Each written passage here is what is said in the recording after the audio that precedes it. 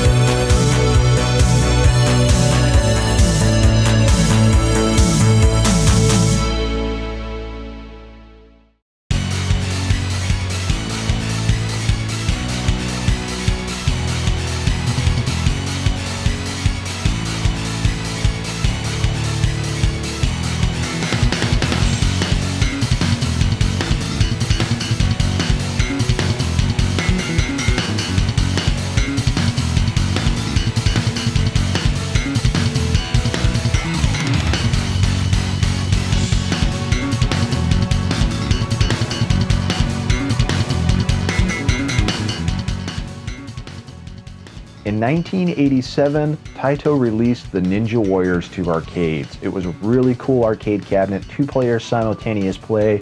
You travel from left to right, slashing and blowing up and beating the crap out of soldiers, robots, and whatever else the evil government leader threw your way. It was a cool machine because it was in a widescreen presentation. Further on, years later, we got a reboot of some sort called Ninja Warriors in North America, also by Taito, and I do own the North American copy here. Now, the Super Famicom edition was actually called Ninja Warriors again.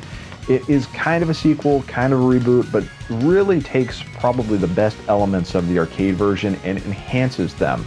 Now, this game series has actually seen many different releases, has fantastic music, and oddly enough has never really resurfaced until now in the form of the Ninja Saviors Return of the Warriors. Now, in Japan, this is actually called the Ninja Warriors once again. You may be asking yourself, why is it called the Ninja Saviors over here? I can only assume that the actual reason is because we now have American Ninja Warrior. The TV show that was, funny enough, adapted from Japan is now on NBC and every other major network. It's basically like an obstacle course thing where athletes or would-be athletes attempt to complete this course. So maybe to avoid any legal issues, they opted not to use the Ninja Warrior title instead. Just say the Ninja Saviors. But if you hear Ninja Saviors or you hear me say Ninja Warriors, please just keep in mind that during this review, they are interchangeable.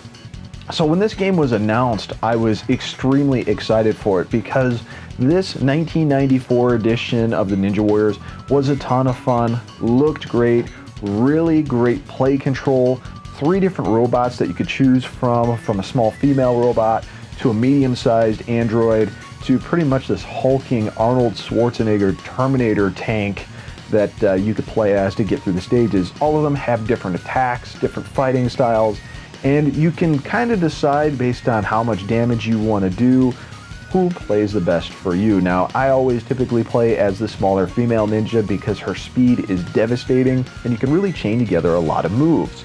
Now, if there was anything that they could have done better with this Ninja Warriors game on the Super Nintendo was make it 2 players, which they did do with this new game here, the Ninja Saviors.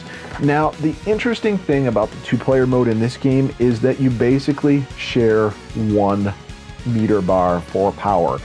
So if you're a fairly new player at this game and you're playing with someone that's extremely experienced, you're probably going to end up making the other player lose because if you're not capable of defending yourself or knowing what the attack patterns are, your game's gonna end pretty quickly. If you're both beginners, you can kind of go through and get it there, but this is definitely a game where you both want to come into it knowing exactly what you're doing if you're going to be playing the 2-player mode.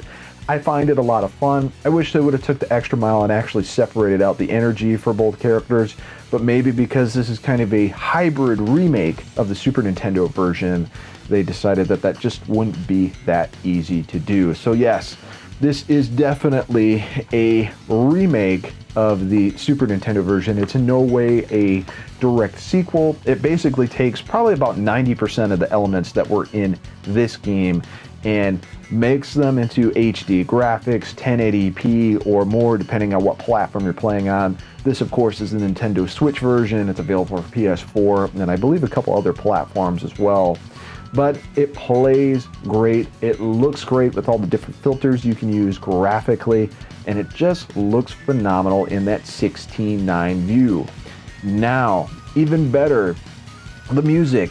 The music in this game was awesome. The music in the original arcade game was awesome.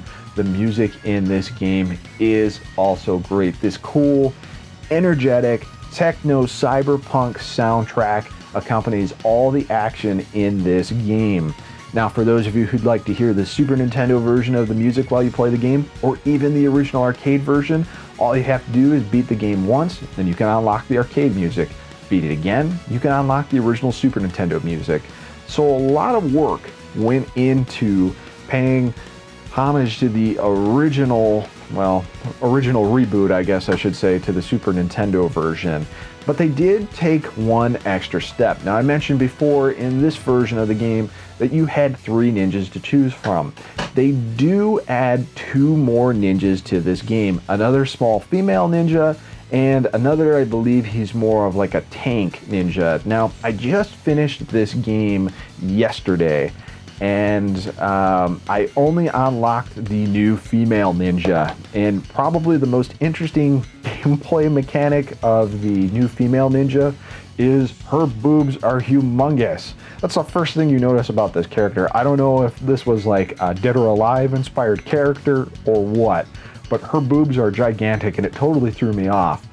Despite that, she's got very limited attack range with her regular fist, but she's got kind of like this Dr. Octopus from Spider-Man deal where she can grab enemies and smash them back and forth and use these cyber tentacles, these metal tentacles, to get higher in the air and stuff like that. So it's pretty cool.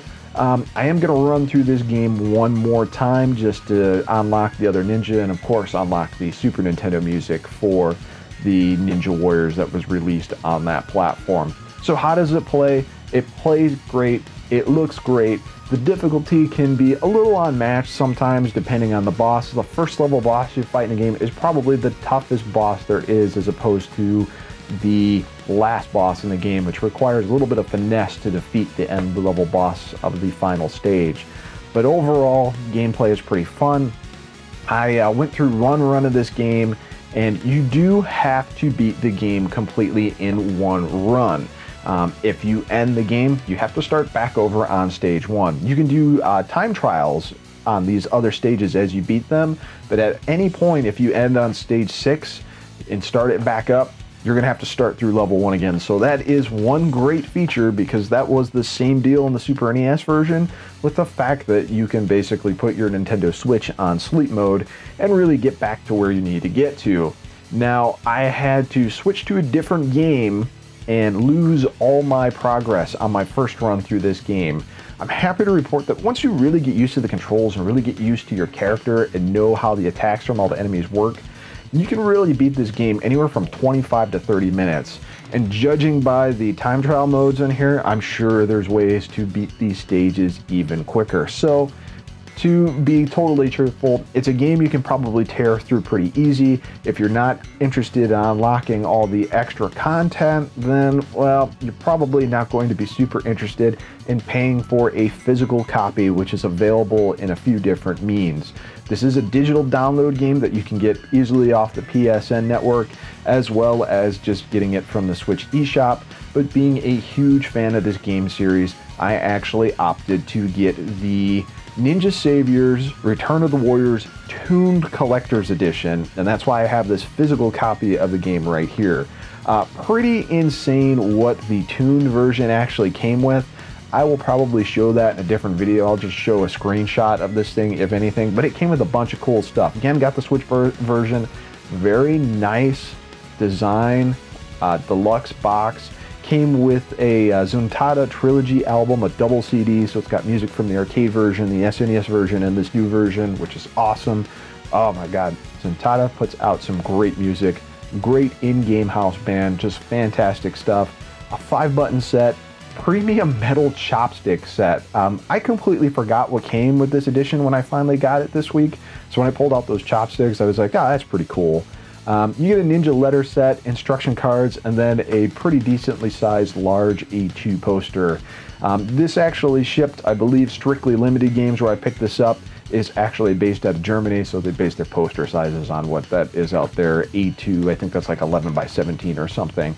So a very, very cool special edition to pick up if you're a huge fan of this series. I don't know off the top of my head if this is a collector's edition is available anymore. Overall though, great game. If you've ever played the original versions, you will feel right at home here. And if you've never played a Ninja Warriors game, this is the definitive version to play. As cool as the original arcade version is, it just doesn't hold up well. It hasn't stand the test of time. The Super NES version is still great, but you can take everything that was excellent about that SNES version and really see it in full high detail if you're playing it on the PS4 or the Nintendo Switch with the Ninja Saviors version, Return of the Warriors. I hope you guys enjoyed this review, and until next time, take it easy.